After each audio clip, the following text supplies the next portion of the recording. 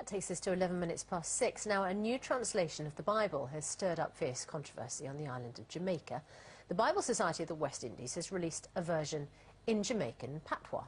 Yeah, it's part of a move to improve the standing of the language, but critics say it's damaging to the dignity of the scriptures. Our religious affairs correspondent Robert Piggott has been hearing both arguments. In at the same time that John, Zachariah boy Pickney, did they in the desert, I get one message from God. Him go all around Jordan and preach say, the Gospel of St. Luke as you've never heard it before. The Spanish town Tabernacle is hearing the Christmas story in the language of the street.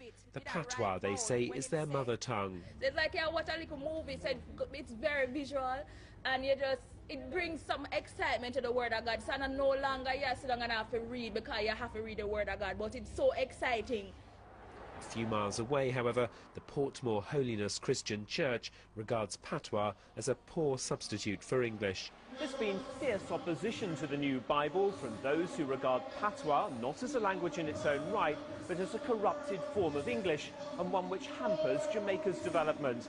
And many traditionalist Christians also believe that patois is simply inadequate as a means of conveying the complex narratives of the Bible. And the church's leader claims patois has to resort to coarse expressions to get its meaning across. I don't think the patois words can effectively communicate some of what the English words have communicated, and primarily because even words that are present in the patois that we would want to use to fully explain what is really meant in the original are words that are vulgar. West African slaves developed patois from English in the sugarcane plantations almost 400 years ago.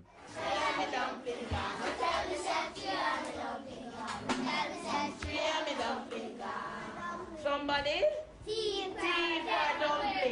And most children speak little except the Creole of their ancestors. Linguists insist that patois is an authentic language with tenses and consistent grammatical rules. But schools are under intense pressure from the government to replace it with English. The new Bible supporters say it demonstrates the power of patois. Compare, for example, the Bible's account of the angel Gabriel telling Mary she'll give birth to Jesus. In our translation of the scriptures, the angel go to Mary and said to her, "Mary, me have news where going to make you well happy. God really bless you, and he will walk with you all the time." You don't have to think about that. It's clear. It's obvious. The translators claim the disparagement of their native tongue saddles Jamaicans with a sense of inferiority and harms their ability to learn English. They insist that the very future of Jamaica itself could be at stake in the patois Bible. Robert Piggott, BBC News, Jamaica.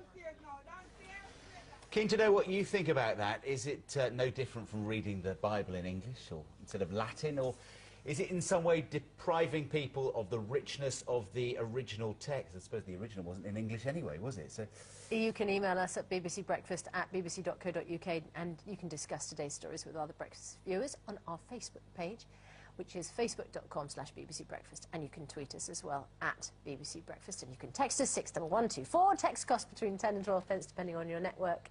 Or you can just call us on 03700 100 125, but standard geographic charges from landlines and mobiles will both apply. That is a lot of information to be taking in at this time of the morning. It is.